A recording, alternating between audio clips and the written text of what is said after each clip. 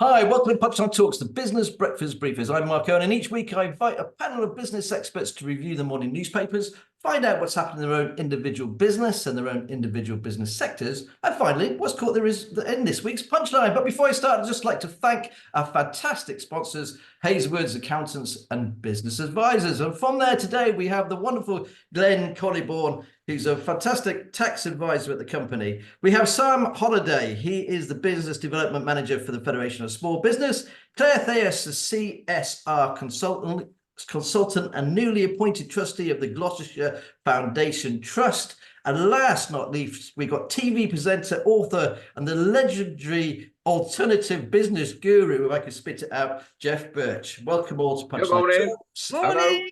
Good morning, good morning. And we're going to have a quick look at the newspapers. We'll rattle through the headlines. Here we go. The Times, migrant figures pile on pressure on the PM to act. The Daily Telegraph, cabinet pressure on Sunak to slash migration. The Financial Times, Sunak under pressure as net migration reaches record.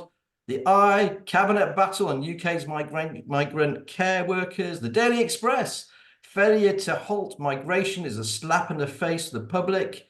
Suella leads Tory revolt on migration, says the Daily Mail. The Mirror, make it stop. That's all about the bills. The Guardian revealed how the king secretly profits from dead citizens' assets. The Metro, winches from death, quite an amazing rescue attempt there. And the Daily Star, whoops-a-daisy, they've created a killer robot. Great place to start. Well, look, let's start first of all with the budget. Okay, we're going to ask you all to very, very quickly to rattle around the budget. So starting with you, Glen, as you're our tax expert, what was the first thing that grabbed you from the budget? Or sorry, I should say autumn statement, but it felt like a budget.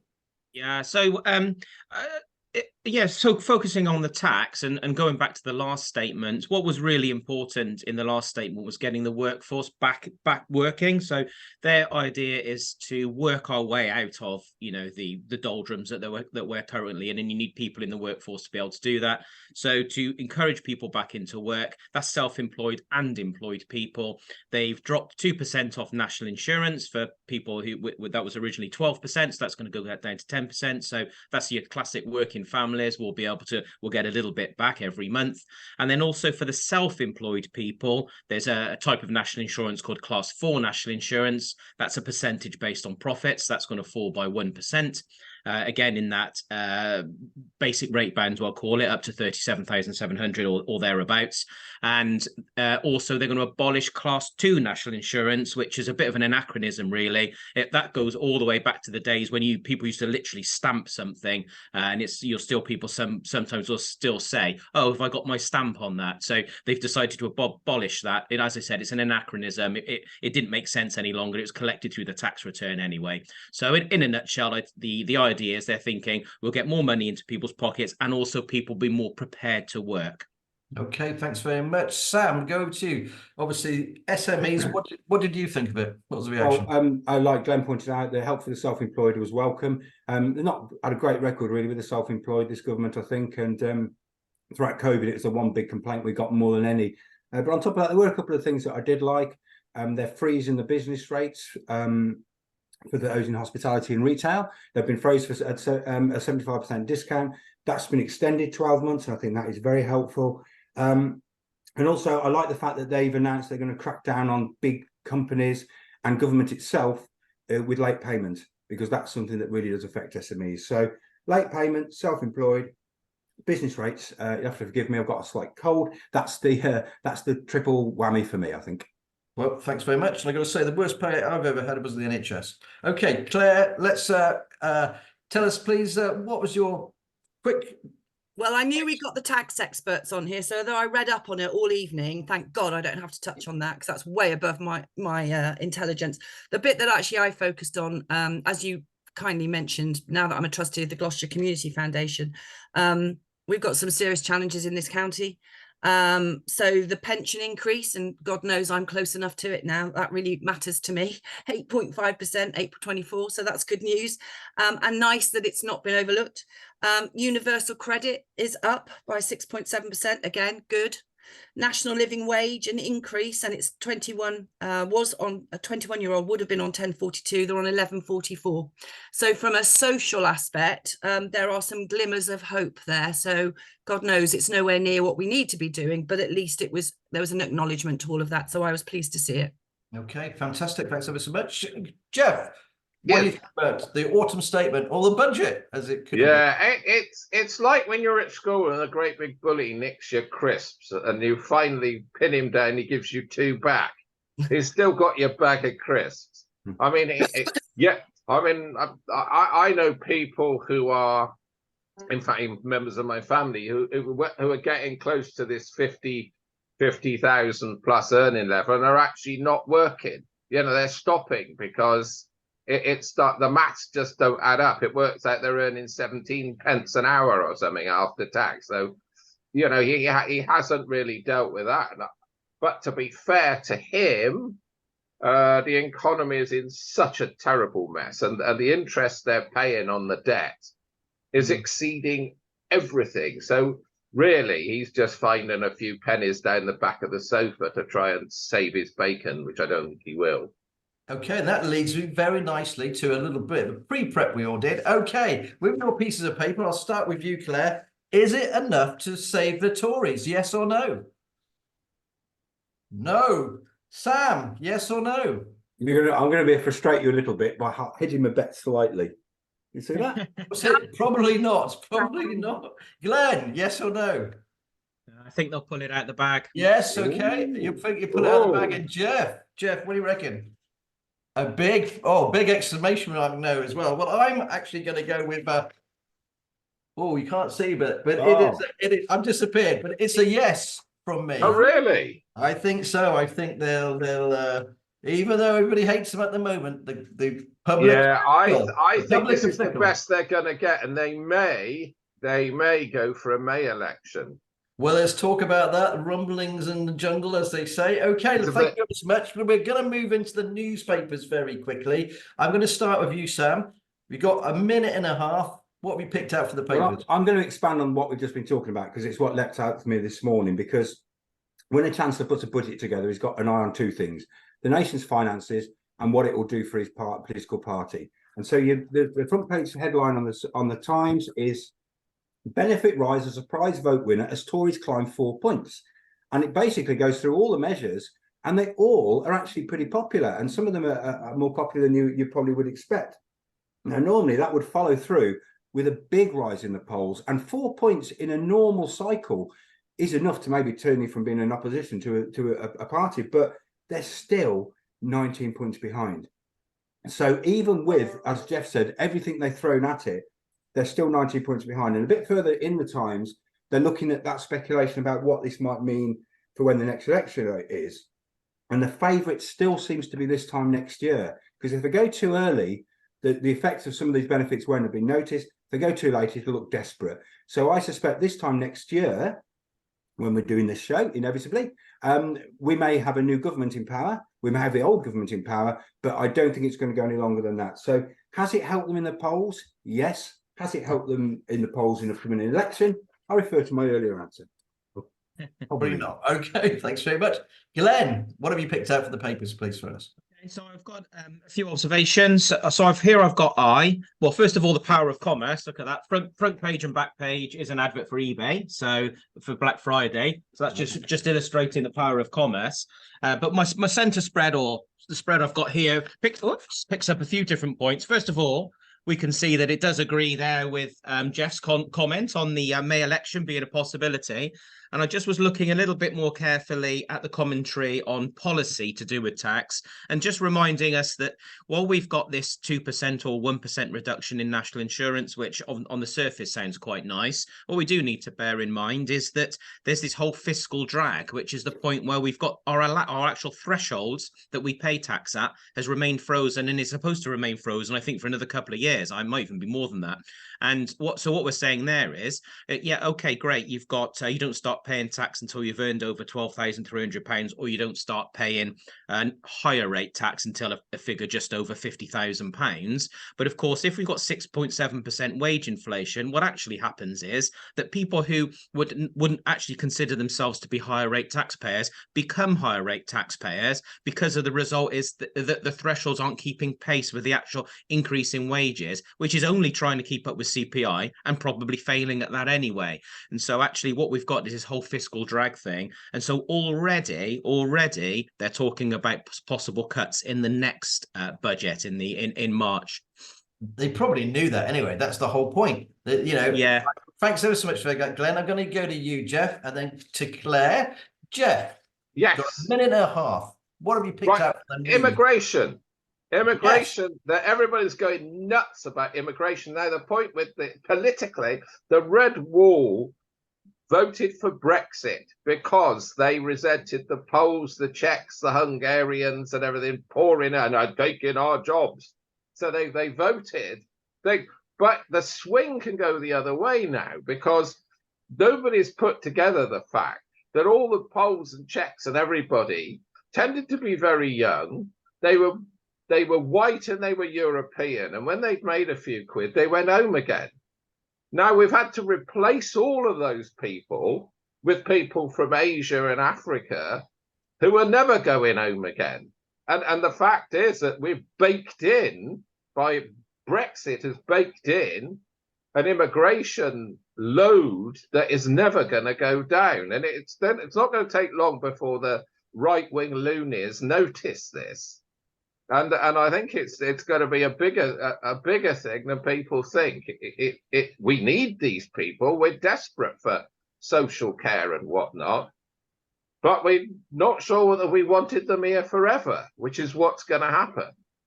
Okay, that's an interesting take on it. Claire, thanks so much for that, Geoff. Claire, what have you picked up? I just think we're always very looking inwards about, the government and the economy and but I just thought it was very interesting to read that the Japanese, Nissan, are investing in 3 new car manufacturing factories, worth a lot of money. Isn't that amazing that Japan obviously has faith in us, that they want to actually build these factories here and not somewhere else?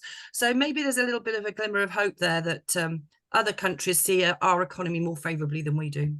I think it's a very good point as well. And we're very blessed here with the avionics industry. We're so lucky that we have such a eclectic mix, isn't it? Eclectic mix. Thanks ever so much for that. Fantastic roundup. Okay, let's go to your own individual business sectors. I'm going to start with you, actually, Claire. So you just become a trustee of the Gloucestershire Community Foundation. Oh, it's a mouthful, yeah, Mark. It's a mouthful. It is a bit of a mouthful. I know it's something at your heart, isn't it? Just explain to us, please, the importance of CSR to sort of the businesses and to the community, and why you get involved in this. So I set up my business in 2012 because the government created something called the Social Value Act. And that meant that if you were a business and you're putting a tender into the public sector, 10% of the marking of that tender was based on what you were giving back to the local community, etc. Here we are now. I was too early. People didn't come to me. I was like, why are you knocking on my door? But here we are 11 years on, and actually it's now 20% of the mark. So I'm actually giving a talk to the voluntary sector about the Social Value Act, because I truly believe now businesses need charities, and charities need to have those long-term partnerships with business. So business can get so much out of partnering with the right types of charities, so they can help with health and well-being within the workplace if they're volunteering. I do a lot of that with Spark Sarco. You've got wonderful stories. If you're out there giving back to the community, you can actually forge better relationships with your stakeholders, because if you put a fundraising on event, for example, with people that are important to you within your business, you can build those relationships. There's so many positive things to come out of giving back. So when I talk, I don't talk about CSR or ESG. I stand up and just say simply, doing good is good for business. You don't have to be a corporate. You can be a sole trader. And if you do that bit, it can make the world a better place. What's not to love, Mark? Totally agree. And they couldn't need us more than ever before, isn't it? It is Absolutely. Desperate out there. Desperate. Okay, thanks ever so much for that. That's wonderful. Geoff, I'm going to go back over to you, okay? Because obviously, you've been an author, a TV presenter. You're a international speaker Guru. as well. And what, so, Guruing. I've been around guruing. you are a business guruing. So how is the business guruing business going? Give us your top sales tip then. Let's how about that? Actually, at the moment, it was. I mean, COVID absolutely wrecked the whole industry completely. But then the online stuff has been absolutely terrific. I think people, you have to create a completely different business model for online. I mean, there's people in my industry who are saying, no, you should price the same online. You should if you're going to do an event or a consultancy online, you should charge the same price because they could be recording it. In fact, you should charge more. But we've actually realized that if you do stuff online, first of all, you can do it in your Jimmy Jams, as you can see. You can pick the time for the client. I mean, traditionally, my industry, people said, oh, can you be in New York 3 o'clock on the 4th of March? And you go, well, no, I'm having my hair done. And you've just lost a big job. But with online, you can say to the people, yeah, all right, well, I'll give you some dates. You pick one and I'll tell you what time I'm prepared to be online for you. And you can do it at a massively reduced price. I mean, it's that, but a lot of people hate me for doing this, but you know, if you're doing consultancy, you could do it online. You can do 4 or 5 a day, where it might have taken you 2 days to do one. The other thing I've been doing, I've just come back from New York, and I come back to England, and the American attitude to business is just so different to us. You know, we blame our governments. I mean, the Labour government that's going to come in, or maybe it's just going to be just as crap as the Tories. But a lot of it has got to do with the British attitude. Nobody said so. There's a row of, I'm looking at 5 intelligent, brilliant people. Not one of us want to go into politics. So that's fun, you know. So it's only an idiot that ever goes into politics. You know, nobody with any nunts does, because all us clever people are all running businesses. But the Americans have got this, you know, I believe I can do that. And Geoff, I was in a shop, leave you with it. I was in a shop. And it was like 6 o'clock. I said, what time do you shut? And they said, sir, we shut when you finish shopping. Can you imagine that in England? Well, we're going home in a minute. Can you get out? In the Gloucester Keys, they're bloody closing too early. You never know what time the shops are open, but that's a different thing. Thanks ever so much for that, Geoff. Glen, I'm going to go over to you now. So obviously you're a tax advisor. It must be a very, very busy time for you now, with everybody phoning up, asking about how does the autumn statement affect their business. Is that the case? To a degree, yes. I'd actually say it was the bigger picture because, you know, from a difficult tax technical point of view, what was announced in the budget wasn't especially challenging. You know, there was a couple of percentage, you know, falls in rates that will have some effect on pretty much everybody, but not to a significant degree. I mean, generally speaking, the tax situation or the tax legislation in the UK is incredibly complicated. So, you know, our role is to try and help people through that absolute minefield. It's very easy, you know, especially when you start throwing around some fairly sizable chunks of money in investment and purchasing this, that, and the other, you know, development and this kind of thing, that actually you can have make some horrendous mistakes that, you know, just because of the way that the law's worded could cost, you know, an enormous amount of money in tax, which wouldn't have done had you done something slightly different. And that's probably where we focus. You know, we really want to try and take away that complexity as much as possible for our clients and ensure that they're able to understand, you know, what it is they need to do. So the sooner people come to us so that we can plan ahead, we can quite justifiably, you know, and well within the right, you know, the law that, you know, the tax laws are made by Parliament to do certain things. And if Parliament intends that you're able to do something in this way, then it's fine to do it that way. I was gonna just make some comments as well on Geoff and just talking about obviously meeting remotely or you know, virtually or actually in real life. I haven't got quite as good a story as New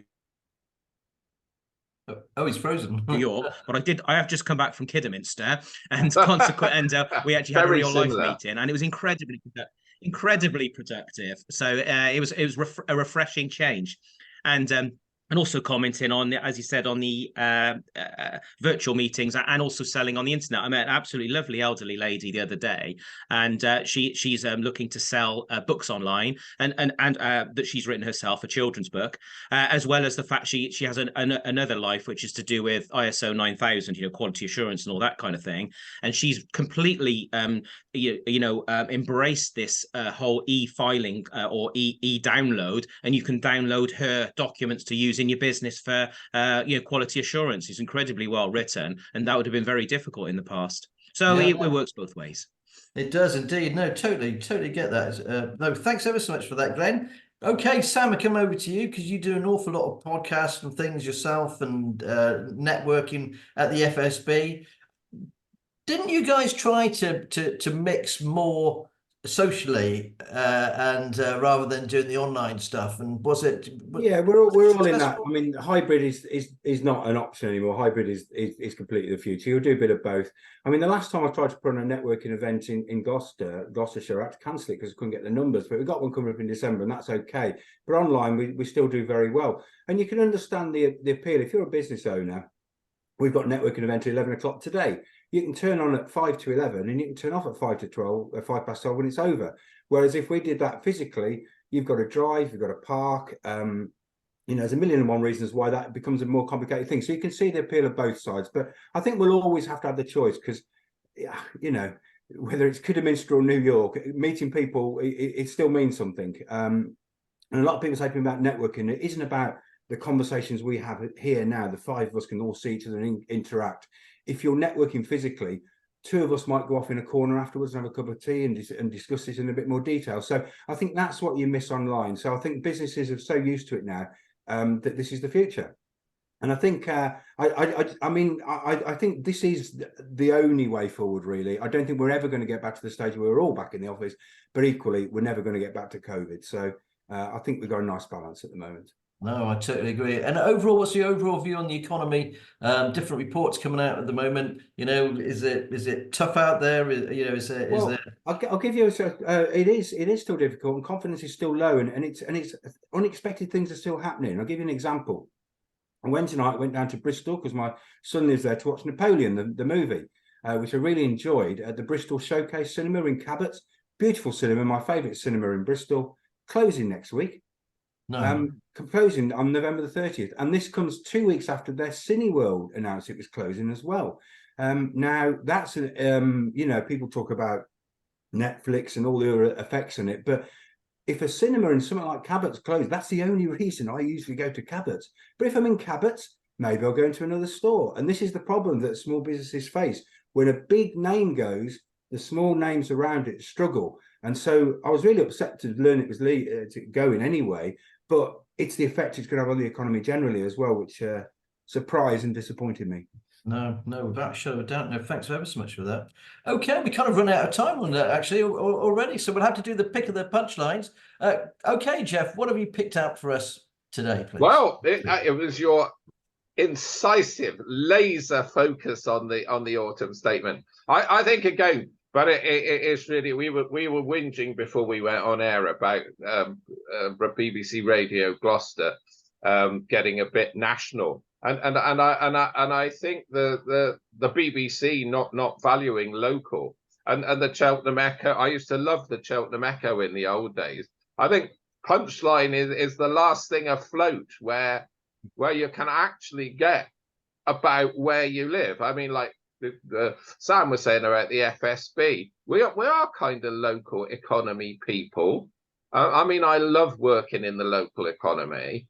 I love ambling down and having a coffee and meeting people I do business with. And I think Punchline's take on how national things can affect our local things is absolutely vital, or we just become this great big squidgy world blancmange where you don't have the values of the people who live around you.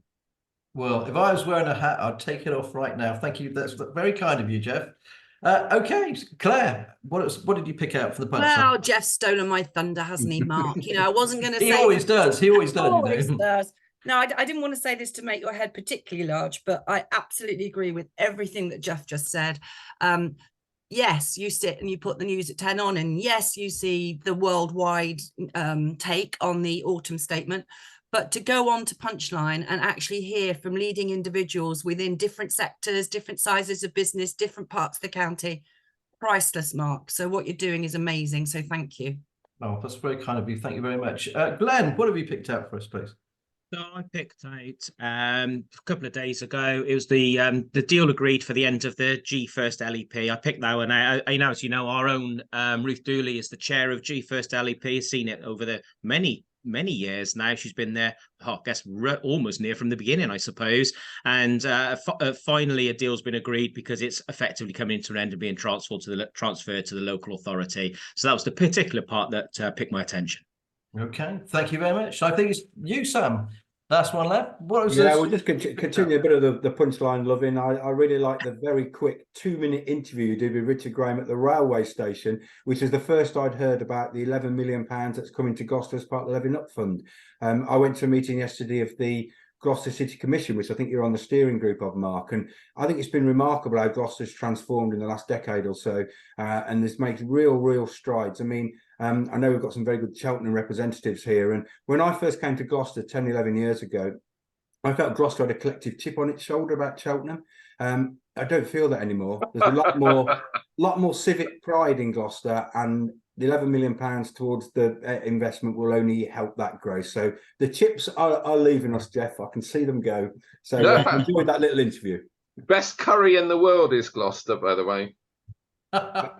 Well, unfortunately, that's all we got time for. My story of the week was actually with Richard Graham just after the budget. We had literally half an hour to get together, and the fact he gave us that time as well, I'd like to think was how highly the electorate actually think of our product, shall we say. So the fact I interviewed very recently Alex Chalk, Mark Harper and Richard Graham and a few other leaders of the councils as well, I'd just like to say that we're obviously doing a good job, and thank you ever so much for those kind words. I really appreciate it as well. And before I go, I'd just like to thank our fantastic sponsors who also do a great job, which is Hazelwood's Accountants and Business Advisors. If you like the show, please like, share and subscribe, and I'll see you again next week. Thanks for joining us. Bye. Thanks, Mark. Bye. Right.